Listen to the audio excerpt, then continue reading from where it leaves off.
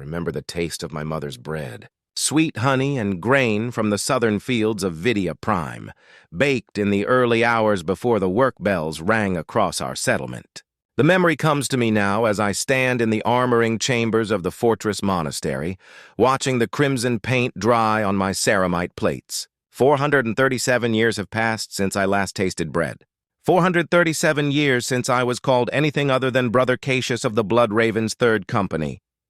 They tell the children of the Imperium that we are angels, living gods wrapped in blessed armor descended from the Emperor's own genetic legacy to protect humanity from the darkness beyond the stars. In their picture books and cathedral murals, we shine like silver saints, our bolters singing hymns of righteousness as we cut through heretic and alien alike. The propaganda feeds speak of our glory, our honor, our eternal vigilance. What they never speak of is the price. What they never tell you is that to become an angel, you must first learn to forget you were ever human.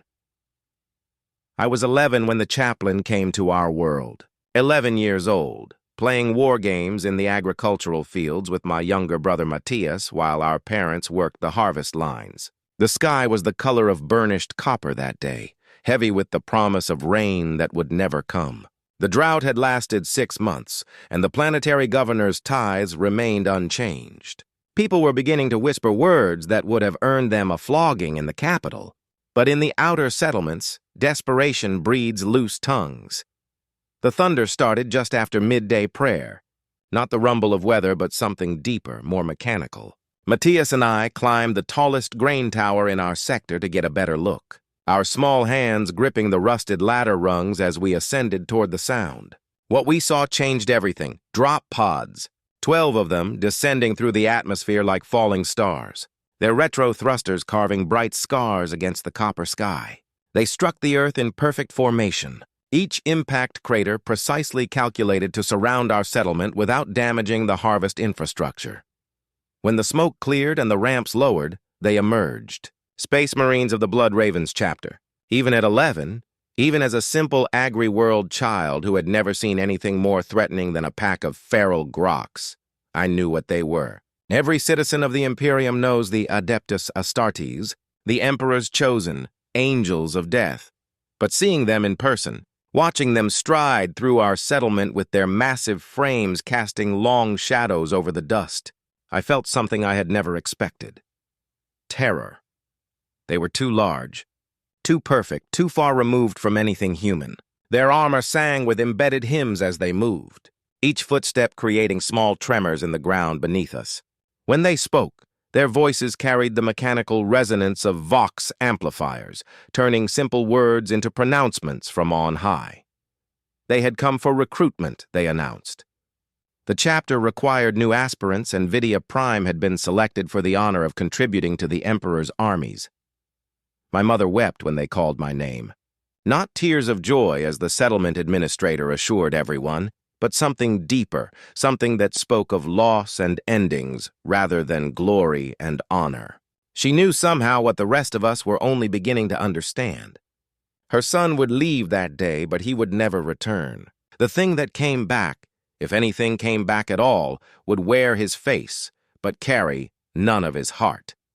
The selection process was swift and merciless. Physical examination, genetic screening, psychological evaluation. Of the 300 children in our settlement between the ages of 10 and 12, only 7 passed the initial requirements. I was among them. Matthias was not. I still remember the look in his eyes as the chaplain's servo skull completed his biological scan and moved on without recording his data. Relief and disappointment warred in his expression, and I found myself envying him, even as I felt proud of my own selection. We were allowed no farewells, no final meals with our families, no last nights in familiar beds. The chaplain explained that attachment to our former lives would only weaken us in the trials ahead. We were no longer the children of Vidia Prime.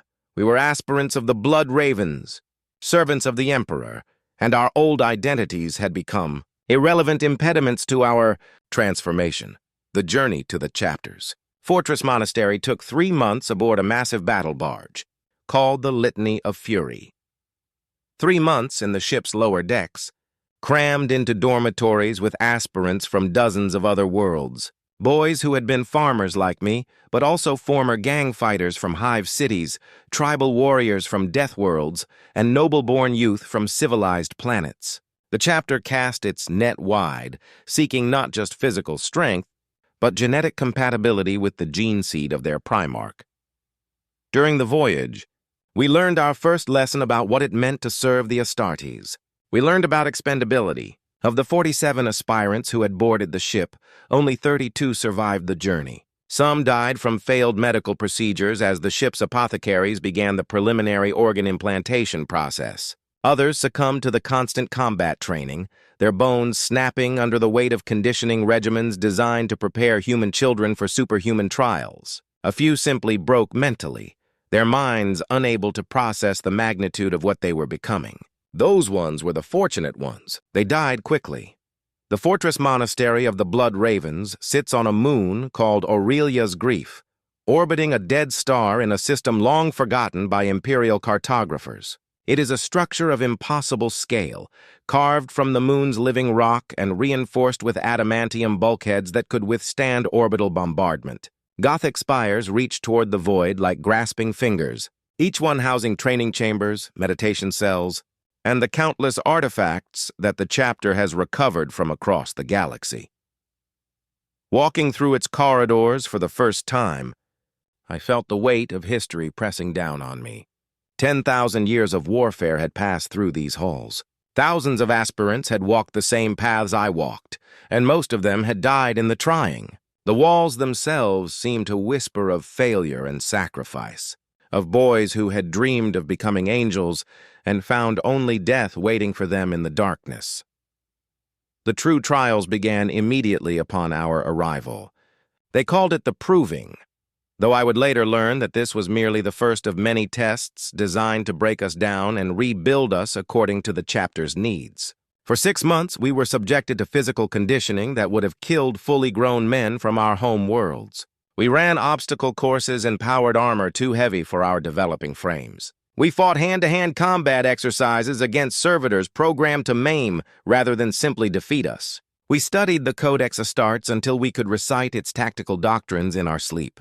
And then we were tested on our knowledge while enduring pain that would have driven adults to madness. Of the 32 aspirants who had arrived on Aurelia's Grief, only 18 survived the first month. The others were interred in unmarked graves in the monastery's lower chambers. Their names recorded in the chapter's archives, but never spoken aloud again. We were forbidden to mourn them.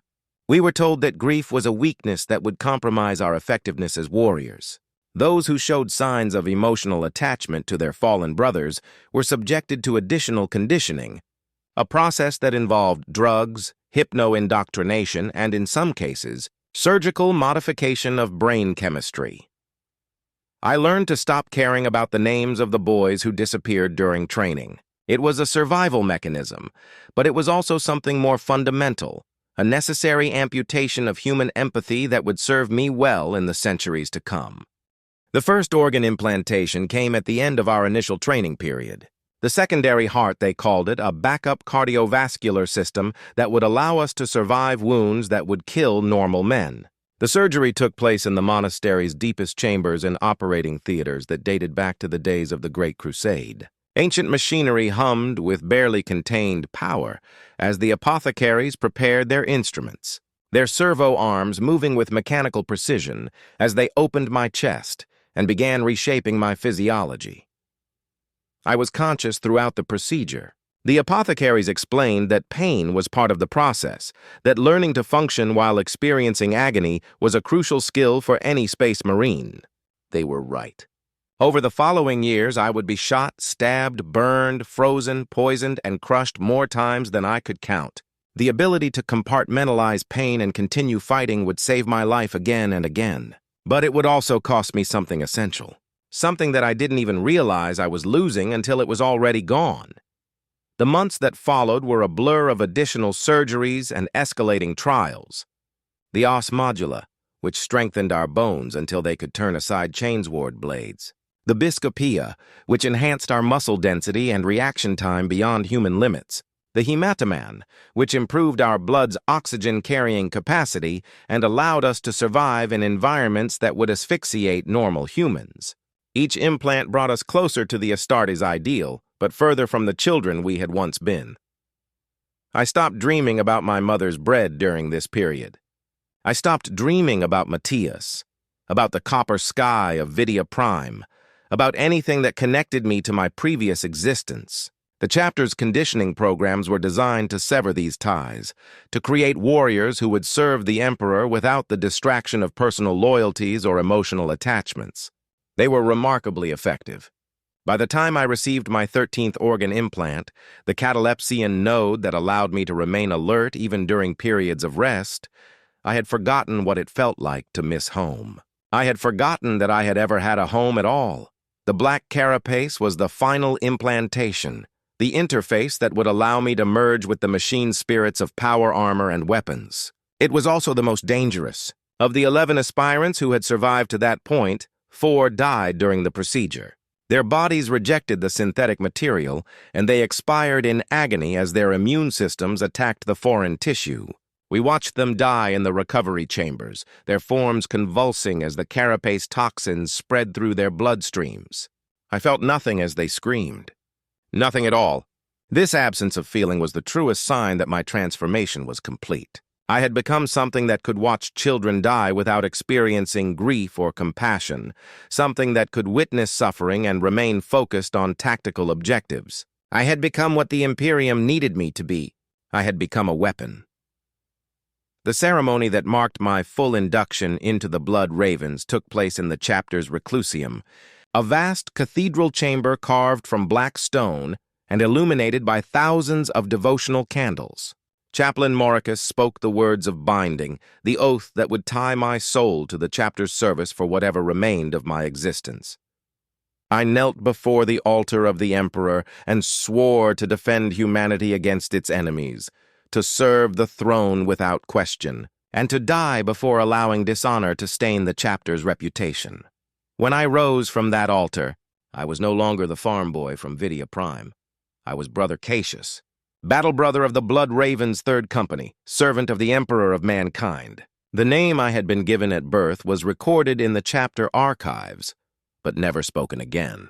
That person had died during the transformation process, and what emerged was something new, something purposeful, something empty of everything that had once made him human. My first combat deployment came 3 months later aboard the strike cruiser Righteous Fury. Our destination was a forge world called Metallica 7, where reports indicated a possible chaos incursion threatening the planet's industrial output. The journey took 6 weeks, through the warp, 6 weeks during which I experienced my first true taste of what existence as a space marine would entail. Training. Constant, relentless, endless training. We practiced boarding, actions in the ship's mock-up corridors, fighting room-to-room battles against servitors programmed with the tactical patterns of known enemy forces. We studied enemy psychological profiles until we could predict heretic behavior with mathematical precision. We maintained our equipment with devotional care, learning that every bolt, every power cell, every piece of equipment was a sacred tool in the Emperor's service. We prayed, we meditated, we prepared our minds for the certainty of violence that awaited us on every world we would ever visit. But mostly, we learned to function as a unit. Individual identity, the sergeants told us, was a luxury that the Astartes could not afford. We were not 11 separate warriors fighting for personal glory. We were a single weapon with 11 components, each one expendable if its sacrifice would serve the greater tactical objective. This lesson was reinforced through combat simulations where squad members were randomly designated as casualties, requiring the survivors to adapt their tactics, on the fly while showing no emotional response to their brothers' deaths.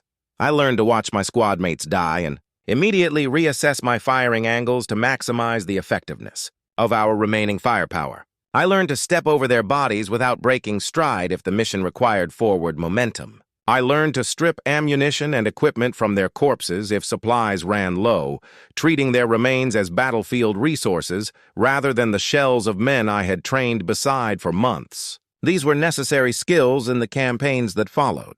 They would save my life and the lives of countless Imperial citizens. But they came at a cost that the recruitment posters never mention. A price paid in the gradual erosion of everything that had once made me capable of human connection. Metallica 7 was a world of perpetual industrial twilight. Its skies choked with the exhaust of 10,000 manufactorums, while its surface remained hidden beneath layers of rockcrete and steel. The chaos incursion had begun in the planetary capital's lower industrial sectors, where reports suggested that factory workers had been engaging in forbidden rituals involving the machine spirits of their equipment. Word and blade units had been dispatched to investigate, but their Vox communications had ceased 3 days before our arrival. Our mission was simple: investigate the source of the disturbance, eliminate any heretical influences we discovered, and restore the planet's manufacturing capacity to acceptable levels. The lives of the individual workers were considered acceptable losses if their sacrifice preserved the forge. World strategic value to the wider war effort.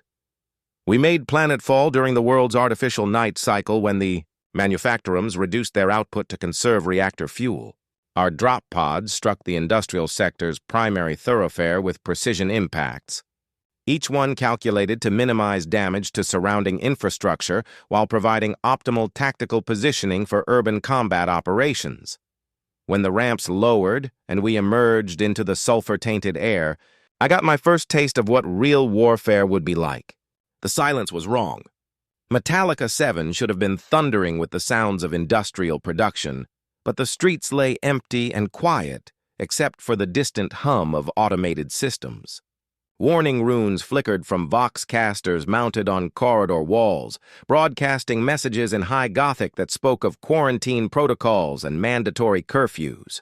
The air itself tasted of metal and corruption, carrying scents that my enhanced olfactory systems identified as human decomposition mixed with something else, something that didn't belong in any Imperial database.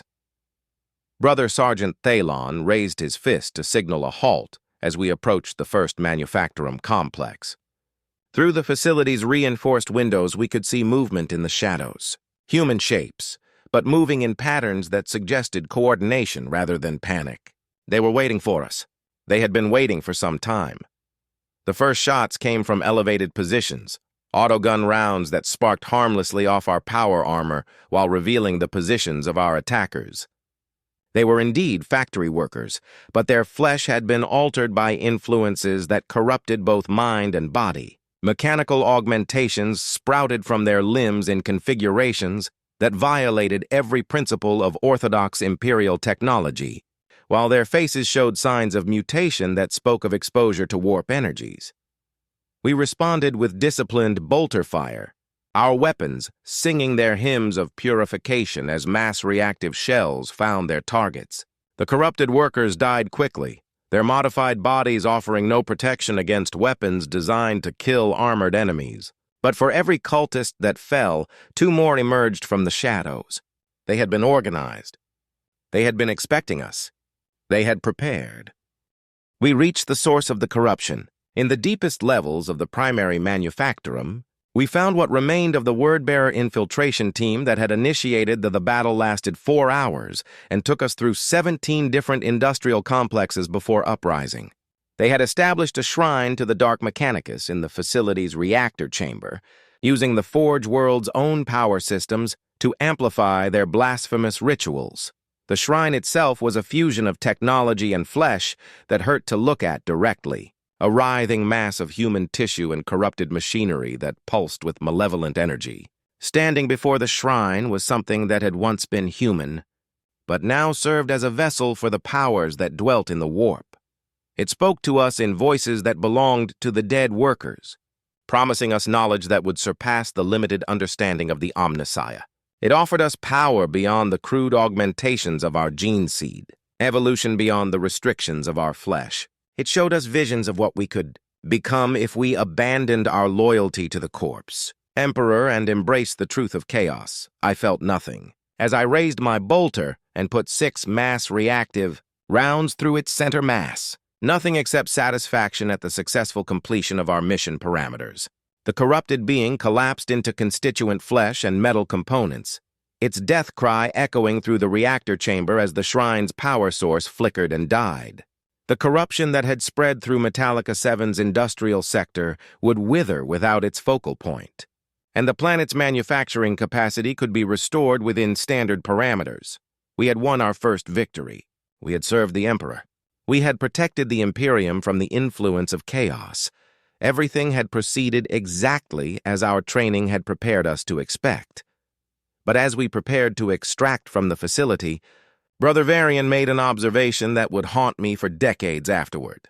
The corrupted workers, he noted, had fought with desperate courage, even though they faced impossible odds. They had died defending something they believed in, something that had given their lives meaning beyond mere survival. Their corruption had been absolute, their damnation certain, but they had died with purpose. We, by contrast, had killed them efficiently and without emotion. We had served our function perfectly, but we had felt nothing while doing so. No anger at their heresy, no satisfaction at their defeat, no grief for the lives they had wasted in service to dark powers. We had simply eliminated them because our orders required it the same way we might repair a damaged piece of equipment or clean the barrel of a bolter. This realization should have troubled me, but it didn't. I had been conditioned to see this emotional emptiness as strength rather than loss. But sometimes, in the quiet moments between missions, I would find myself wondering what it might feel like to care about something enough to die for it, to believe in something so deeply that death seemed preferable to abandonment of that belief. I would never know. The conditioning that had made me an effective warrior had also made me incapable of that kind of faith. I served the Emperor because I had been programmed to serve, not because I had chosen to believe. I fought chaos because my orders required it, not because I understood why their influence was worth opposing. I protected humanity not from love, but from duty. And duty without love is simply obedience to authority. This is what they don't tell you about becoming a space marine. Yes, you gain strength beyond human limits. Yes, you acquire weapons and armor that make you nearly invincible against conventional threats. Yes, you become part of something larger and more significant than any individual could hope to achieve alone. But you lose the ability to choose your own path. You lose the capacity for doubt, for questioning, for the kind of independent thought that might lead you to make decisions based on personal conviction rather than institutional obligation. You lose the ability to form meaningful relationships with other human beings because you are no longer human yourself. You become a tool in service of an ideal that you can no longer truly comprehend because you lack the emotional capacity to understand what makes that ideal worth preserving. The campaigns that followed Metallica 7 blended together into a continuous cycle of violence and victory. Orc incursions on agri-worlds where we slaughtered greenskins by the thousands while the local populations cheered our arrival. Tau expeditions on industrial planets where we fought running battles against pulse rifle formations and battle suits that could match our power armor pound for pound. Tyrannid swarms on death worlds, where we held defensive positions until ammunition, ran low and then continued fighting with combat knives and bare hands until reinforcements arrived or we died in the attempt.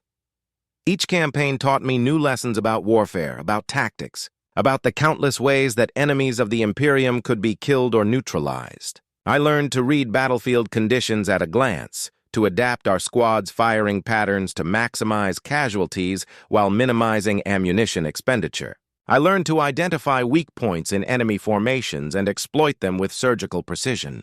I learned to fight in every environment, from the vacuum of space to the crushing depths of ocean trenches, against every type of threat.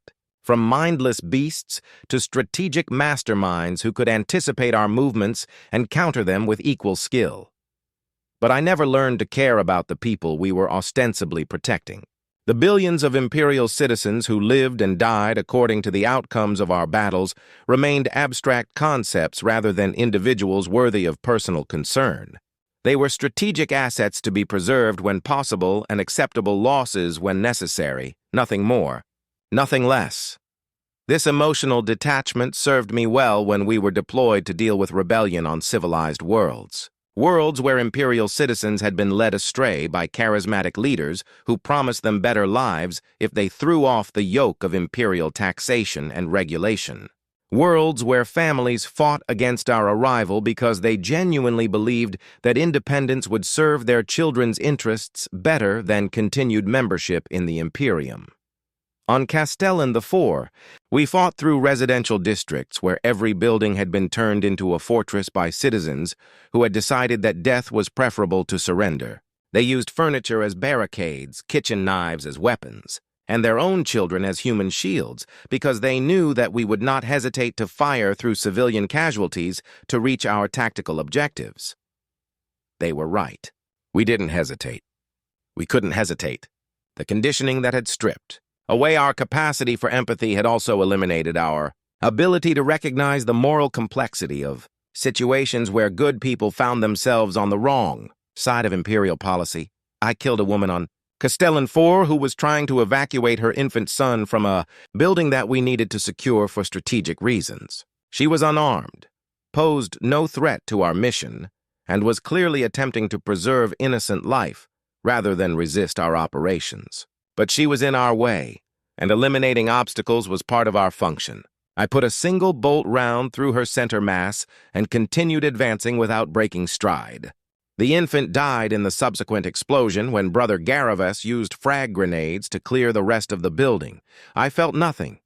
No regret, no guilt, no sense that I had committed an act that might be worthy of moral consideration.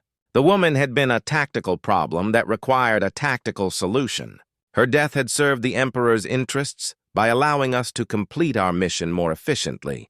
The infant had been an acceptable casualty in service of the greater strategic objective. These were facts, not tragedies.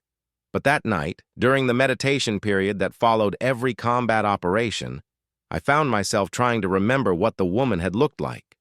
Not for any emotional reason, but because I realized that I could not form a clear image of her face, even though I had killed her less than 6 hours earlier. She had been human, female, approximately 30 standard years in age. But beyond those basic tactical details, she had not registered as worthy of memory.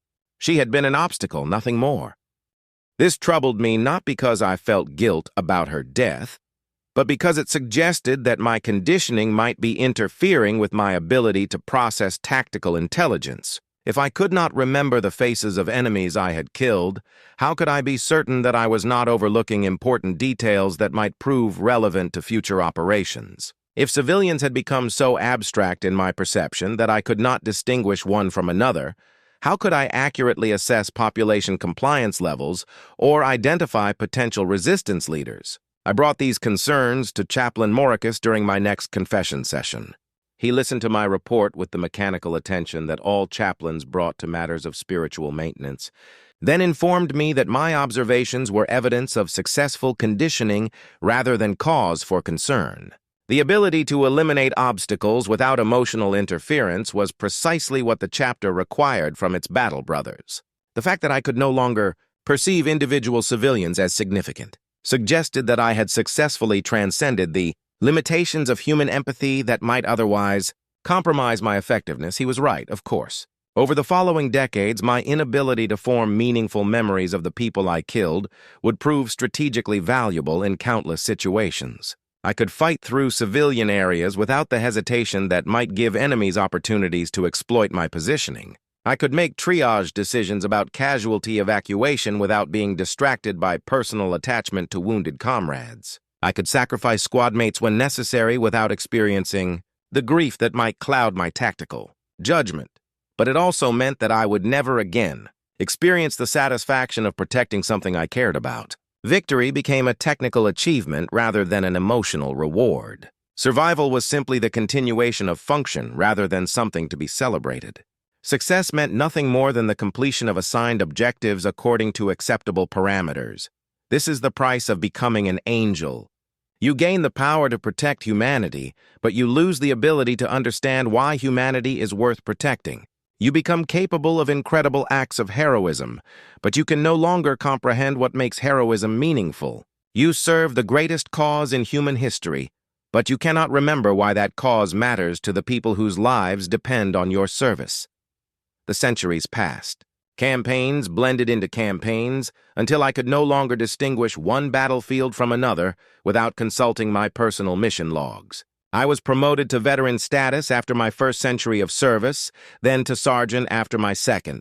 The Blood Ravens recognized my tactical competence and granted me command responsibilities that allowed me to shape the combat effectiveness of entire squads.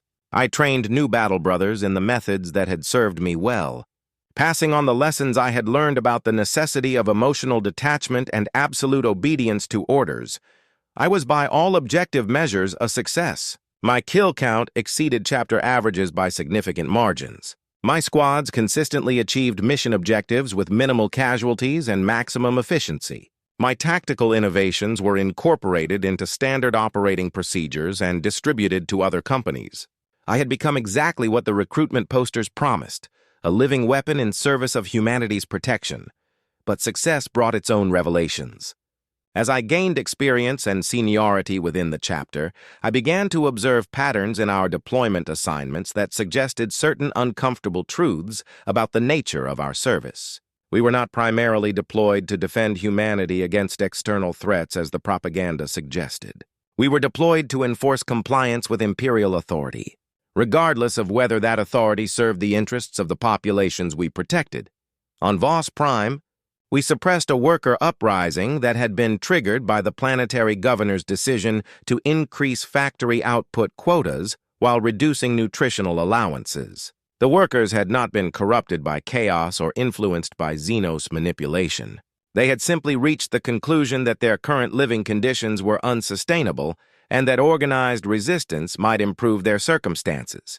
They were wrong, of course. Our intervention ensured that their living conditions became significantly worse, but their compliance with imperial taxation requirements improved dramatically. On Morian, we participated in the pacification of a religious movement that had developed interpretations of the imperial creed that differed from orthodox ecclesiarchy doctrine.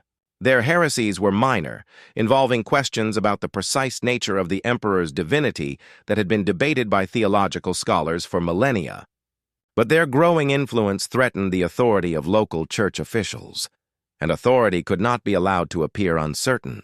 We killed approximately 40,000 civilians during the 3-week campaign that followed, including the entire population of 6 settlements that had embraced the heretical teachings. On Necromunda, we supported Arbite's operations against gangs that had been interfering with the collection of imperial tithes from Hive City industrial sectors. The gangs were brutal organizations that preyed on civilian populations for their own profit. But they were also the only effective check on the power of corporate overlords whose exploitation of workers exceeded even imperial standards for acceptable resource extraction. Our elimination of gang resistance resulted in measurably improved tithe collection, but it also led to working conditions that killed more civilians in the following year than gang violence had killed in the previous decade. Each of these campaigns was a tactical success. Each one achieved its stated objectives with minimal expenditure of chapter resources. Each one strengthened imperial control over populations that might otherwise have developed independence movements or resistance organizations. Each one served the emperor's interests by ensuring continued compliance with centralized authority. But they also served to illustrate the fundamental contradiction at the heart of space marine existence. We were created to protect humanity, but we spent most of our time killing humans who had reached conclusions about their own interests that differed from those of imperial administrators. We were sold as humanity's guardians, but we functioned as humanity's wardens. We preserved the Imperium not by defending it against external threats, but by ensuring that internal dissent could never develop into effective resistance. This realization should have troubled me, but it didn't. The conditioning that had made me an effective warrior had also made me incapable of questioning the fundamental assumptions underlying my service. I could observe patterns and draw tactical conclusions, but I could not evaluate those conclusions according to moral criteria that might suggest alternatives to my current function. I served because I had been programmed to serve, not because I had chosen to believe that service was inherently valuable.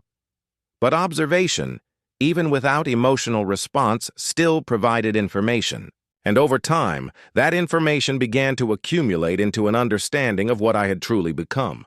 I was not a guardian angel protecting innocent civilians from monstrous threats. I was an enforcement mechanism, ensuring compliance with political structures that prioritize stability over justice, efficiency over compassion, and authority over individual welfare. I was not a hero serving a cause greater than myself. I was a tool wielded by administrators who had never experienced combat, but understood that violence could solve problems that negotiation and compromise could not address effectively. I was not protecting humanity. I was controlling it. The 4th century of my service brought assignment to the Death Watch, the chamber militant of the Ordo Xenos, tasked with eliminating alien threats to Imperial space. This should have been a return to the simple clarity of the Metallica 7 campaign. Clear enemies, obvious objectives, straightforward tactical solutions. Aliens were not human. They could not claim Imperial citizenship or appeal to human sympathy.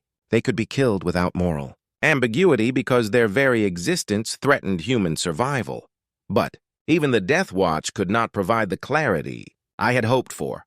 My first assignment was the elimination of a Tau diplomatic mission that had been attempting to establish trade. Relationships with Imperial worlds along the Damocles Gulf.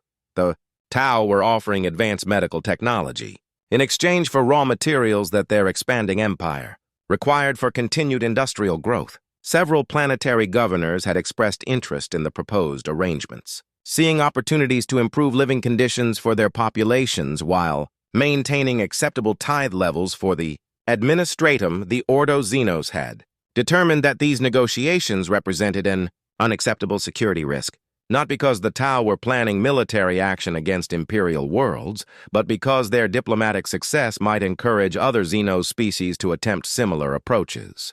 The Imperium's official policy toward alien life was extinction rather than coexistence, and any deviation from that policy would be interpreted as weakness by enemies throughout the galaxy. We eliminated the Tau delegation during a formal dinner hosted by the governor of Pavonis. 43 aliens died in the initial assault, along with 17 human negotiators and 26 civilian staff members who had been present when we breached the dining facility. The governor himself survived because his security detail had been briefed on our operational timeline, but he was later executed for treason by an Ordo Hereticus tribunal that found his participation in the negotiations to be evidence of corruption by alien influence. The tactical execution was flawless. No Tau survived to report the incident to their superiors, and the elimination of human witnesses ensured that word of our intervention would not spread to other worlds where similar negotiations might be taking place. The diplomatic mission disappeared without trace, allowing the Imperium to maintain plausible deniability while discouraging future alien attempts at peaceful contact, but the intelligence reports we recovered from the Tau delegation revealed information that complicated the simple narrative of alien threat that justified our actions. The Tau had indeed been attempting to establish trade relationships with Imperial worlds, but their motivations were not the expansionist conquest that Ordo Xenos briefings had suggested. Their empire was struggling to support refugee populations displaced by Tyranid swarm incursions, and they needed additional resources to maintain civilian survival rates at acceptable levels. Their offers of medical technology were genuine attempts to provide valuable goods in exchange for raw materials that the Imperial worlds could spare without compromising their own strategic capabilities. The Tau had been attempting to save lives. Not human lives, perhaps, but lives nonetheless. They had been offering solutions to problems that killed thousands of Imperial citizens every year. They had been trying to create relationships that might reduce conflict rather than escalate it. And we had killed them for it. This should not have mattered to me. The Tau were still aliens regardless of their circumstances. Their survival was not my responsibility, and their destruction served Imperial interests by eliminating a potential long-term threat to human expansion. The fact that they had been motivated by desperation rather than aggression was tactically irrelevant to the strategic necessity of maintaining Imperial isolation from alien influence, but for the first time in 3 centuries, I found myself questioning whether the completion of mission objectives necessarily constituted a successful outcome, not from any emotional attachment to the dead Tau, but from a tactical perspective that considered longer-term consequences rather than immediate results. The elimination of the diplomatic Mission had indeed prevented the establishment of trade relationships that might have encouraged other aliens to attempt similar approaches. But it had also eliminated opportunities for intelligence gathering that might have provided valuable information about Tau capabilities, intentions, and weaknesses. It had strengthened Imperial isolation, but it had also eliminated potential allies against Tyranid incursions that threatened both human and Tau populations.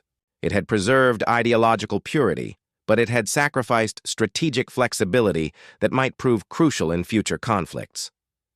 These observations troubled me, not because I felt regret about the deaths we had caused, but because they suggested that the decision-making processes that governed our deployment might be prioritizing abstract principles over concrete results. If the Imperium's survival was truly our primary objective, then shouldn't we be willing to compromise on ideological positions when such compromises offered strategic advantages? If protecting humanity was our ultimate goal, then shouldn't we be willing to work with aliens when such cooperation served human interests? But the conditioning that had made me an effective warrior had also made me incapable of pursuing such questions to their logical conclusions. I could observe inconsistencies in Imperial policy, but I could not evaluate whether those inconsistencies were problems that required solutions or necessary sacrifices in service of objectives that I was not qualified to understand. I could identify tactical alternatives that might achieve better outcomes, but I could not determine whether better.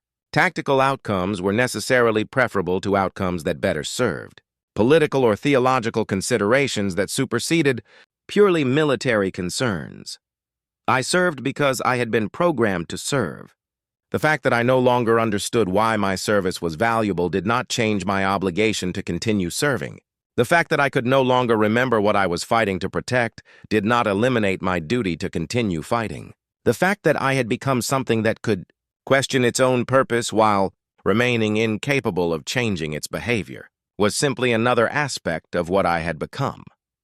The final revelation came during my 5th century of service, on a world whose name I was ordered to forget, immediately upon completion of our mission, a world that officially did not exist in Imperial records, though it had once been home to 17 billion human souls. We were deployed there not to fight aliens or heretics, but to eliminate evidence of a failed experiment in Imperial genetic engineering.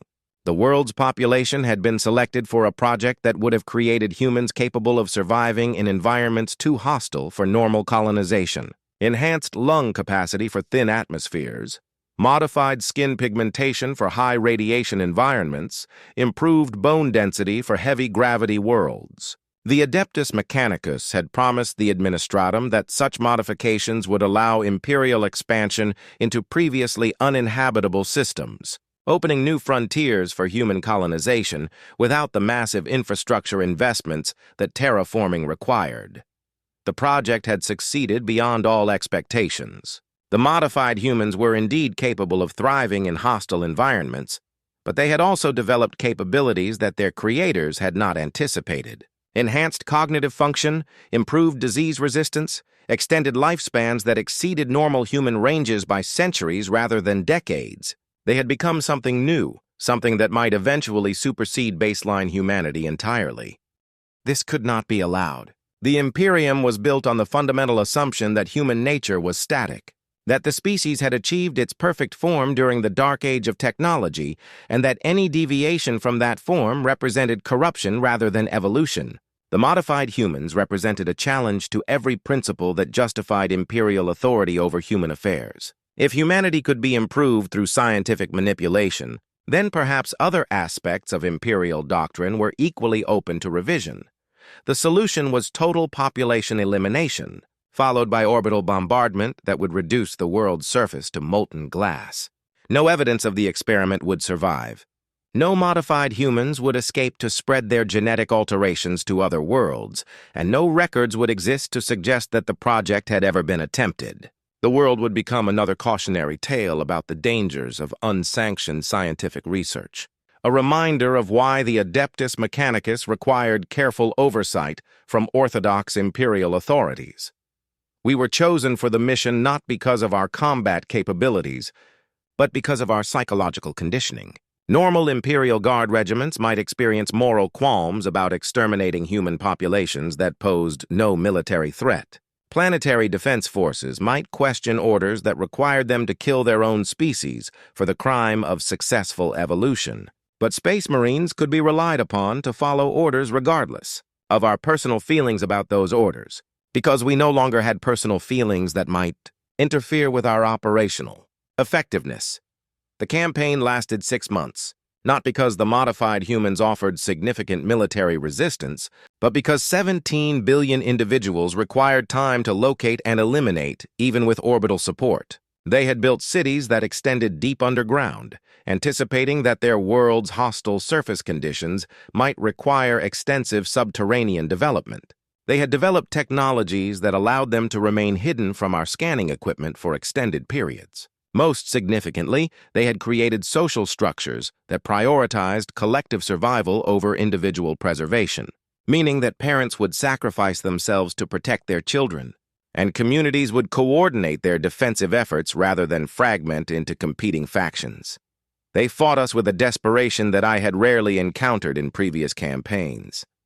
Not the mindless fury of chaos cultists or the mechanical determination of Tau warriors, but the calculated ferocity of people who understood exactly what our victory would mean for them and their children. They knew that we had not come to conquer their world or demand their compliance with imperial authority. They knew that we had come to eliminate them entirely, to erase their existence so completely that no trace of their achievements would survive to inspire others. They fought like humans, defending their families, their homes, their future. They fought with the kind of passionate commitment that I had observed in the corrupted workers on Metallica 7, but directed toward preservation rather than destruction. They fought for something they loved more than life itself, something that made death preferable to surrender. And we killed them all, every man, woman, and child, every family line, every cultural tradition. Every technological innovation that might have improved the human condition. We eliminated a civilization that had achieved in 3 generations what the Imperium had been struggling to accomplish for 10,000 years. Not because they threatened humanity, but because they represented what humanity might become. I was present for the final phase of the operation, the elimination of the last underground shelter complex, where approximately 12,000 civilians had taken refuge. Men and women who had never taken up arms against the Imperium. Children who had been born after our arrival and would die before their first birthdays. Elderly individuals whose only crime was surviving long enough to witness the apotheosis of their species. They were not hiding when we breached their final defenses. They were not begging for mercy or attempting to negotiate terms for their survival. They were singing. 12,000 voices raised in harmonies that resonated through the tunnel systems they had called home. Melodies that spoke of love and loss and hope despite the certainty of extinction. They were singing because they wanted their last act as a species to be beautiful rather than desperate, creative rather than destructive, human rather than merely functional. I killed them while they sang. We all did. Our bolters sang their own hymns as mass reactive shells found their targets. Each shot precisely calculated to ensure maximum casualties while minimizing ammunition expenditure. The music stopped in sections as voices were silenced forever, until only echoes remained to mark the passage of the last genetically enhanced humans in the galaxy.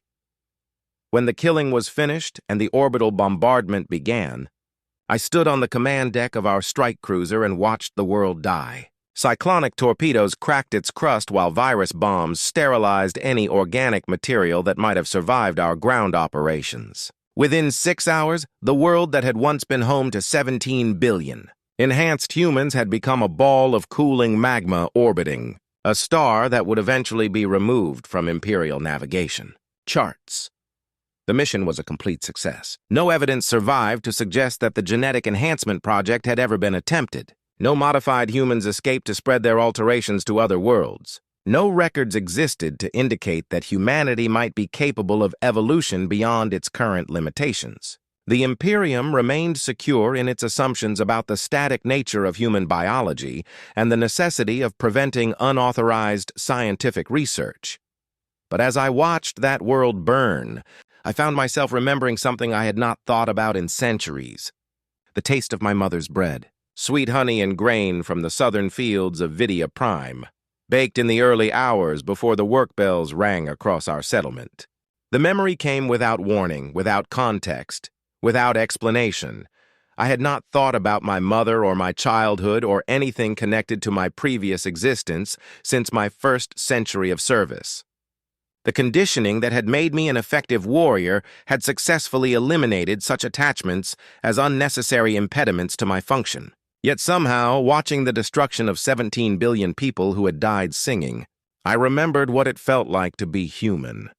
I remembered what it felt like to taste something made with love rather than mere nutritional necessity. I remembered what it felt like to anticipate pleasure rather than simply endure existence. I remembered what it felt like to be part of something that existed for reasons beyond tactical efficiency and strategic advantage, and I realized what I had lost. Not just my humanity, which I had been taught to regard as a necessary sacrifice in service of a greater cause. Not just my capacity for emotional response, which I had been conditioned to see as weakness that would compromise my effectiveness as a warrior. I had lost the ability to understand what made life worth living, what made survival worth struggling for, what made existence preferable to extinction. The enhanced humans had died singing because they still remembered what it meant to be human despite their genetic modifications. They had preserved something that I had been systematically stripped of during my transformation into an instrument of imperial will. They had remained capable of love, of hope, of beauty, of all the things that gave meaning to existence beyond mere biological function. I had become something that could eliminate beauty without comprehending what beauty was. I had become something that could destroy love without understanding what love meant. I had become something that could extinguish hope while remaining ignorant of what hope offered to those who possessed it. I had become the perfect servant of an empire that preserved humanity by destroying everything that made humanity worth preserving. But this realization changed nothing. I could observe the loss without regretting it, understand the sacrifice without questioning its necessity, recognize the price without considering it excessive. The conditioning that had created these capabilities had also ensured that I would continue serving regardless of my personal assessment of that service's value. I was incapable of rebellion, incapable of doubt, incapable of choosing a different path, even if I could imagine what such a path might entail. I was exactly what the Imperium needed me to be, nothing more, nothing less. The centuries since that nameless world have blended together into an endless cycle of deployment and victory, conflict and resolution, service without purpose or satisfaction, or hope of anything beyond continued service. I have killed millions of enemies of the Imperium, protected billions of Imperial citizens, and preserved the stability of countless worlds against threats both internal and external. I have served the Emperor faithfully for over 400 years, and I will continue serving until battle damage or age finally claims my enhanced physiology. I am a hero of the Imperium, a living legend, a guardian angel protecting humanity from the darkness beyond the stars. Children throughout Imperial space dream of becoming what I have become. Imagine themselves wielding the weapons I carry and wearing the armor that has turned aside countless attacks. They see me as the embodiment of everything noble and pure about human civilization, a figure worthy of worship and emulation. They do not know that I can no longer remember why their dreams matter. They do not know that I have forgotten what it feels like to care about anything beyond the completion of assigned objectives. They do not know that I have become something that can protect them without understanding what makes them worth protecting, something that can serve their interests without comprehending what those interests entail. They do not know that in becoming their guardian, I have ceased to be one of them, and perhaps that is the greatest victory chaos could achieve against the Imperium, not the corruption of its servants, but the creation of servants so pure in their dedication that they can no longer comprehend the value of what they serve. Not the destruction of humanity, but the transformation of humanity's protectors into something that preserves human life without preserving human meaning. We are the Adeptus Astartes. We are the Emperor's finest warriors. We are the shield that stands between mankind and the darkness that would devour it. We are no longer human, And we have forgotten why humanity matters, but we will continue serving. We will continue fighting. We will continue killing in the Emperor's name, until nothing remains of us but the echoes of bolter fire and the memory of wars whose purpose we can no longer recall. We are angels without heaven, guardians without understanding, protectors without love. We are exactly what we were designed to be.